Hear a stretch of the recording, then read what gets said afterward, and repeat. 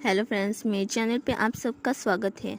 मेरे चैनल के एक सब्सक्राइबर ने मुझसे रिक्वेस्ट की थी कि the greatest star developer story को एक्सप्लेन करने के लिए, तो मैं उसे एक्सप्लेन करने वाली हूँ। और दूसरी एक सब्सक्राइबर है जिसने मुझसे रिक्वेस्ट की थी एक और स्टोरी को एक्सप्लेन करने के लिए, तो मैं उसे भी एक्सप्लेन करने वाली हूँ।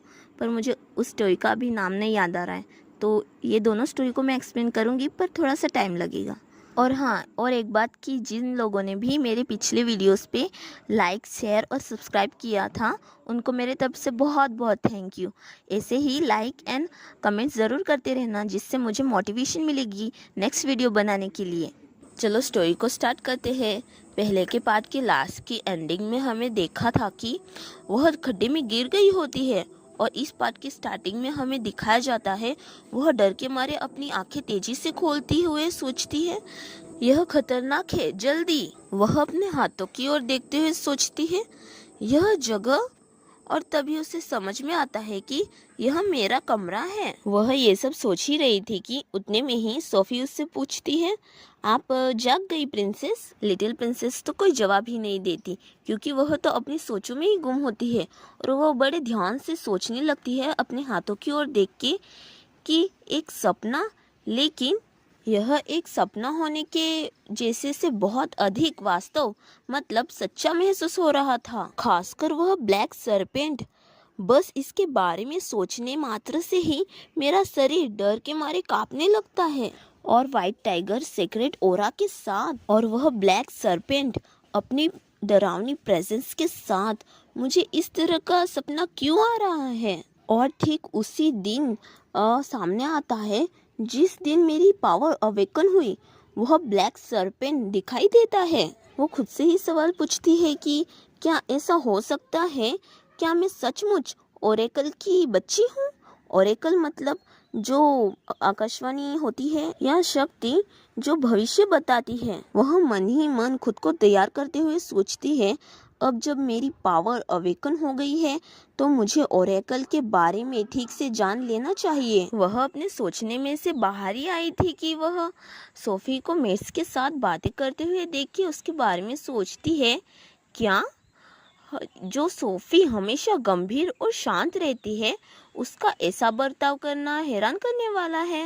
लिटिल प्रिंसेस को वही सपना याद आता है जिसमें उस सरपेंट ने लिटिल प्रिंसेस से बोला था, हमेशा सावधान रहे, मैं आपसे मिलने आ सकता हूँ। लिटिल प्रिंसेस सपने वाली वह बातें याद करके परेशान होकर सोचती है, ऐसे समय में मुझे वे बातें क्यों याद आई? लिटिल प्रिंसेस डोर की ओर देखकर सोचती है, क्या सच में ऐसा हो सकता है कि वह ब्लैक सरपेंट मुझे ढूंढता हुआ आया हो? तभी लिटिल प्रिंसेस को किसी के चलने की आवाज़ सुनाई देती है, और डोर ओपन होता है, और साथ में ही फैमिलियर एनर्जी महसूस होती है लिटिल प्रिंसेस को।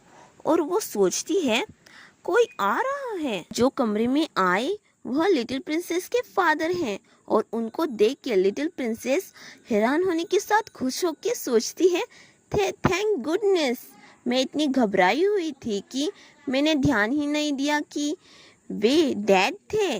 उसके डैड उससे बोलते हैं थोड़े से परेशान वाली वॉइस में, बहुत समय से मिले नहीं जूसी, तुम कैसी हो? लिटिल प्रिंसेस खुश होकर बोलती है, क्या उसका मतलब है डैड, मुझे आपकी याद आ रही थी। वह लिटिल प्रिंसेस को अपने गोद में उठाते हुए वैसी ही आवाज में उससे बोलते हैं, मैंने सुना है कि आज तुम्हारी एबिलिटी अवेकन हो गई है। वह खुश होकर सोची, सही कहा, मेरी एबिलिटी अवेकन हो गई है। उसने मन ही मन पूछा उनसे, मैंने अच्छा किया ना? उसको देखकर उसके डैड गंभीर आवाज में उससे बोले, मुझे पता भी नहीं चला, और मेरी बेटी इतनी बड़ी हो गई। और उनको ऐसे बात करते हुए देख के लिटिल प्रिंसेस कंफ्यूज होके उससे बोली, क्या मतलब फादर? उसके डैड उसको गोद में लेकर खिड़की के पास जाकर बड़े गंभीर तरीके से रात के आसमान को देख रहे थे, और लिटिल प्रिंसेस उनको ऐसे परेशान देखकर और ऐसी बात करते हुए देखकर वह सोची, आमतौर पर उन्होंने मेरी अचीवमेंट के लिए मेरी प्रशंसा की होती, लेकिन किसी तरह आज माहौल हमेशा से अलग लग रहा है। वह गंभीर होकर सोची, क्या कुछ गलत हो सकता है?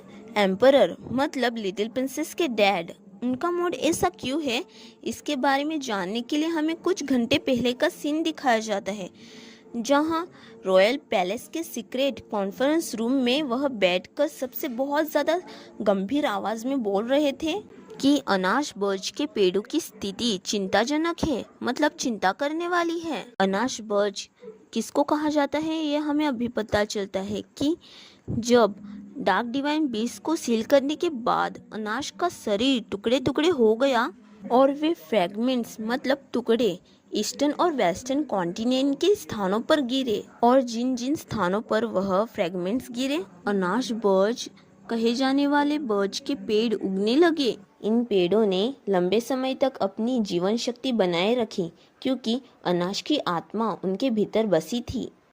इसलिए पेड़ों के साथ किसी भी समस्या को आने वाली मुसीबत का संकेत माना जाता था। अभी हमें कॉन्फ्रेंस रूम में बैठे हुए लोगों को दिखाया जाता है, जहां एक बोल रहा होता है बहुत ज़्यादा डरते हुए, मुझे माफ़ करे मैजेस्टी, और मैजेस्टी ये सब सुनकर बहुत ज़्यादा गुस्से में होते हैं और रूम का माहौल तो बहुत ज़्यादा टेंशन वाला हो गया होता है। और उनमें से एक और बोलता है बहुत ज़्यादा घबराते हुए और डरते हुए, कृपया मुझे क्षमा करें मैजेस्टी। मैजेस्टी के गुस्से को देखकर सभी बहुत ज़्यादा घबरा रहे होते हैं और रूम का माहौल तो बहुत ज़्यादा टेंशन वाला हो गया होता है।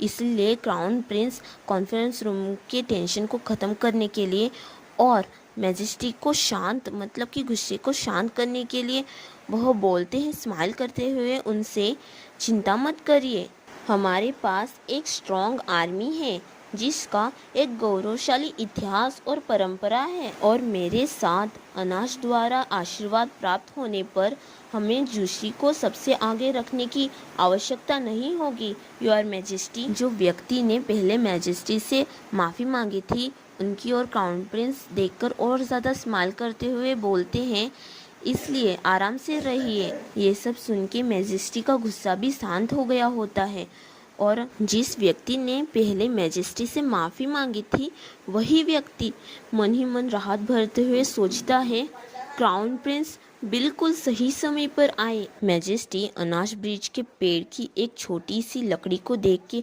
बहुत ज़्यादा गंभीर आवाज़ में सबसे बोलते हैं, मैं किसी एक व्यक्ति पर ऐसी जिम्मेदारी का बोझ नहीं डालूंगा, इसलिए मैं लिलबर्ग एम्पायर के साथ तालमेल बिठाऊंगा। मैजेस्टी और ज़्यादा कस कर उस लकड़ी को पकड़ते हुए सबसे बहुत ज़्यादा गंभीर आवाज़ में फिर से बोलते हैं, डार्क डिवाइन बीस्ट के खिलाफ जवाबी कार्रवाई तैयार करने के लिए। मैजेस्टी की ये बातें सुन के जिसने पहले माफ़ी मांगी थी वही इंसान बहुत ज़्यादा शौक होके बोलता है, your majesty, Lilburg empire. Lilburg empire एक ऐसा एम्पायर है जिसमें इंसान रहते हैं, और वो और बोलता है, वे इंसान जो बीस्ट फोक से नफरत करने के कारण चले गए थे, ऐसा हो ही नहीं सकता कि वे सहयोग करेंगे। बीस्ट फोक मतलब पशु मानव प्रजाति। मैं एग्जांपल दे सकती हूँ वेयरवुल्व्स।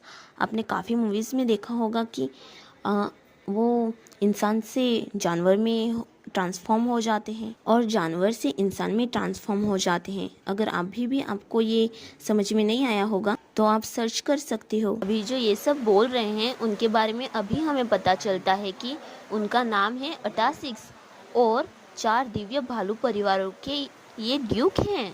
मैजेस्टी फिर से सबसे गंभीर आवाज़ में बोलते हैं, द वेस्टर्न एम्पायर के पास रिक्वेस्ट को स्वीकार करने के अलावा कोई विकल्प नहीं होगा। यदि डार्क डिवाइन बीस्ट अपने सील से मुक्त हो जाता है तो वह क्षेत्र असुरक्षित हो जाएगा, या यूँ कहें यह मान लेना सही है कि लिलबर्ग पर हमले पहले ही शुरू हो चुके हैं। उनकी यह बात सुन के क्राउन प्रिंस बहुत ज़्यादा ही चौंक जाते हैं और वैसी ही हालत में वह बोलते हैं, शुरू भी हो गया, आपके कहने का मतलब क्या है? क्राउन प्रिंस के सवाल का जवाब देते हुए मैजेस्टी बोलते हैं, कुछ साल पहले लिलबर्ग के एम्परर की हत्या कर दी गई थी। मैंने सुना है कि एक नई एम्परर पहले ही सिंहासन पर बैठ चुके हैं। यह बात सुन के 8-6 ड्यूक बहुत ज़्यादा चौंक के बोलते हैं, लिलबर्ग के आर्क मेज। रूम में बैठे हुए बाकी के लोग भी बहुत ज़्यादा चौंकने के साथ डरते हुए बोलते हैं, यह कब हुआ? नरेशन वॉइस बताती है कि लिलबर्ग एम्पायर की स्थापना मेज टावर के चारों ओर हुई है और वे सम्मानपूर्वक सबसे स्ट्रॉन्गेस्ट मेज को एम्परर नियुक्त करते हैं। इसलिए एम्पायर के लोगों में किसी के पास भी एक मेज एम्परर की हत्या करने का न कोई मकसद होगा और न ही क्षमता। दूसरे शब्दों में पहले एम्परर को किसी तीसरे पक्ष द्वारा मारा गया था, न कि एम्पायर के नागरिकों द्वारा। और यह समय बिल्कुल उसी वक्त से मेल खाता है जब ब्रिचेस के पेड़ काले पड़ गए थे। जिस मुट्ठी में वह ब्रिज की लकड़ी बंद थी, उस मुट्ठी की ओर बड़े ध्यान से मैजेस्टी देखते हुए गंभीर होकर सोचते हैं, एक बार जब हम सीधे वेस्टर्न एम्परर से मिलेंगे तो सारे संदेह दूर हो जाएंगे। क्राउन प्रिंस चिंतित होकर मैजेस्टी से पूछते हैं, यह नए एम्परर किस तरह के व्यक्ति हैं? मैजेस्टी अपने चेयर पे से उठते हुए सबसे बोलते हैं, यहाँ तक कि वेस्टर्न कॉन्टिनेंट में भी एम्परर की मृत्यु ने हैरान कर दिया था। इसलिए जासूसों के लिए नए एम्परर के बारे में जानकारी जुटाना मुश्किल हो रहा है। वैसे भी अपनी परंपरा के अनुसार सबसे स्ट्रॉन्गेस्ट मेज ही एम्परर बना होगा। मैजेस्टी वहां से जाते हुए बोलते हैं, नए एम्परर चाहे जो भी हो, मैं औपचारिक रूप से राजनीतिक संबंधों का अनुरोध करूंगा। उसी के हिसाब से आने वाले ग्रुप को तैयार करो। उनकी यह बात सुन के सभी लोग बोलते हैं, यस योर मैजेस्टी। और मैजेस्टी के साथ क्राउन प्रिंस भी बाहर जा रहे थे। क्राउन प्रिंस मैजेस्टी के पीछे जाते हुए उनसे बोलते हैं, योर मैजेस्टी, क्योंकि इंसानों और बीस्ट फोक के बीच लंबे समय से बहुत कम संपर्क रहा है, इसलिए हम यह अंदाजा भी नहीं लगा सकते कि वे क्या मांग करेंगे। अगर वे अनुचित शर्तें रखते हैं तो हमें क्या करना चाहिए? मैजेस्टी गंभीर होकर उससे बोलते हैं, इसके बावजूद हम खुशी खुशी झुक जाएंगे।